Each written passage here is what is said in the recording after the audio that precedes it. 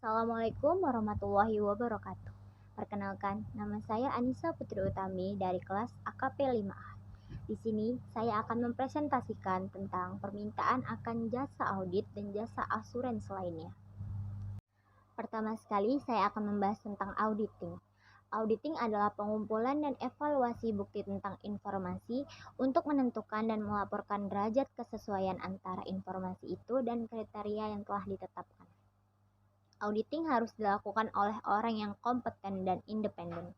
Untuk melakukan auditing, harus tersedia informasi dalam bentuk yang dapat diverifikasi dan beberapa standar yang dapat digunakan auditor untuk mengevaluasi informasi tersebut. Auditor juga mengaudit informasi yang lebih subjektif, seperti efektivitas sistem komputer dan efisiensi operasi manufaktur. Yang kedua, bukti atau evidence. Bukti atau evidence adalah informasi yang digunakan auditor untuk menentukan apakah informasi yang diaudit sudah sesuai dengan kriteria yang ditetapkan. Bukti memiliki banyak bentuk yang berbeda-beda, di antaranya yang pertama, data elektronik dan data lain tentang transaksi. Yang kedua, komunikasi tertulis dengan pihak luar. Yang ketiga, observasi oleh auditor.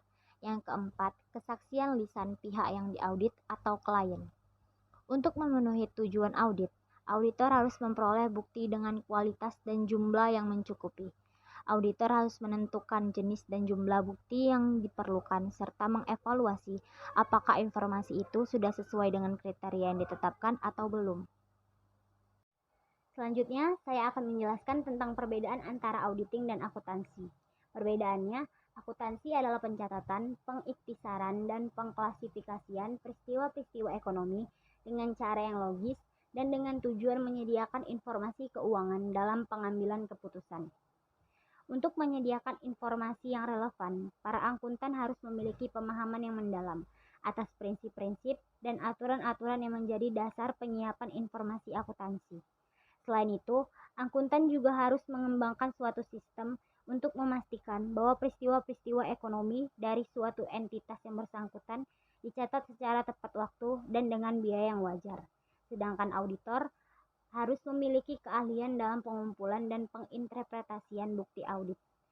Auditor harus berfokus pada penentuan apakah informasi yang dicatat itu mencerminkan dengan tepat peristiwa-peristiwa ekonomi yang terjadi selama satu periode akuntansi, karena standar akuntansi internasional menyediakan kriteria untuk mengevaluasi apakah informasi akuntansi telah dicatat sebagaimana mestinya. Auditor harus benar-benar memahami standar akuntansi tersebut. Keahlian inilah yang membedakan antara auditor dengan akuntan. Selanjutnya, jasa yang dihasilkan profesi akuntan publik. Jasa yang dihasilkan oleh profesi akuntan publik terbagi menjadi 3. Yang pertama, jasa asuransi. Yang kedua, jasa atestasi. Dan yang ketiga, jasa non-asuransi. Terlebih dahulu saya akan menjelaskan mengenai jasa asuransi. Jasa asuransi adalah jasa profesional independen yang meningkatkan kualitas informasi bagi para pengambil keputusan. Jasa semacam ini dianggap penting karena si penyedia jasa asuransi itu independen dan dianggap tidak bisa berkenaan dengan informasi yang diperiksa. Jasa asuransi dapat dilakukan oleh akuntan publik atau oleh berbagai profesional lainnya. Yang kedua, jasa atestasi adalah jenis jasa asuransi di mana kantor akuntan publik mengeluarkan laporan tentang suatu permasalahan atau asersi yang disiapkan pihak lain. Jasa atestasi ini dibagi menjadi 5, yaitu yang pertama, jasa audit laporan keuangan historis. Yang kedua, audit atas pengandalian internal dan laporan keuangan. Yang ketiga, review laporan keuangan historis. Yang keempat, jasa estasi mengenai teknologi informasi. Dan yang kelima, jasa atestasi lain yang dapat diterapkan dalam berbagai permasalahan. Yang ketiga, jasa non-asuransi. Jasa non-asuransi adalah jasa yang dihasilkan oleh akuntan publik yang di dalamnya tidak memberi suatu pendapat, keyakinan, atau bentuk lain dari keyakinan. Jasa ini memiliki 3 contoh yang spesifik, ialah jasa akuntansi dan pembukuan, yang kedua jasa pajak, dan yang ketiga jasa konsultan manajemen. Selanjutnya saya akan menjelaskan mengenai jenis-jenis audit. Jenis-jenis audit terbagi menjadi tiga. Yang pertama, audit operasional. Yang kedua, audit ketaatan. Dan yang ketiga, audit laporan keuangan. Yang pertama, audit operasional ialah mengevaluasi efisiensi dan efektivitas setiap bagian dari prosedur dan metode operasi organisasi.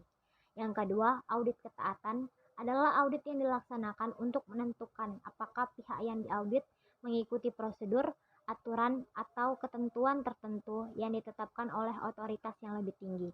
Dan yang ketiga, audit laporan keuangan adalah audit yang dilaksanakan untuk menentukan apakah laporan keuangan telah dinyatakan sesuai dengan kriteria tertentu. Terakhir, saya akan menjelaskan mengenai jenis-jenis auditor. Jenis-jenis auditor terbagi menjadi 4. Yang pertama, auditor eksternal. Yang kedua, auditor Badan Akuntabilitas Pemerintah. Yang ketiga, auditor internal. Dan yang keempat, auditor pajak. Pertama, auditor eksternal melakukan audit sesuai dengan hukum atau aturan tertentu dari laporan keuangan perusahaan. Yang kedua, auditor Badan Akuntabilitas Pemerintah ialah auditor yang bekerja untuk Government Accountability Office, sebuah badan non-partisan dalam cabang legislatif pemerintah federal. Yang ketiga, auditor internal dipekerjakan oleh perusahaan untuk melakukan audit bagi manajemen, sama seperti GAO mengaudit untuk Kongres. Tanggung jawab auditor internal beragam tergantung pada si pemberi kerja. Dan yang terakhir, auditor pajak merupakan auditor di bawah Direktorat Jenderal Pajak. Auditor ini memiliki tugas khusus untuk melakukan audit terhadap para wajib pajak tertentu, apakah telah melakukan kewajibannya sesuai peraturan perundang-undangan yang berlaku atau belum. Demikian penjelasan dari materi saya, lebih dan kurang saya mohon maaf. Saya ucapkan terima kasih. Assalamualaikum warahmatullahi wabarakatuh.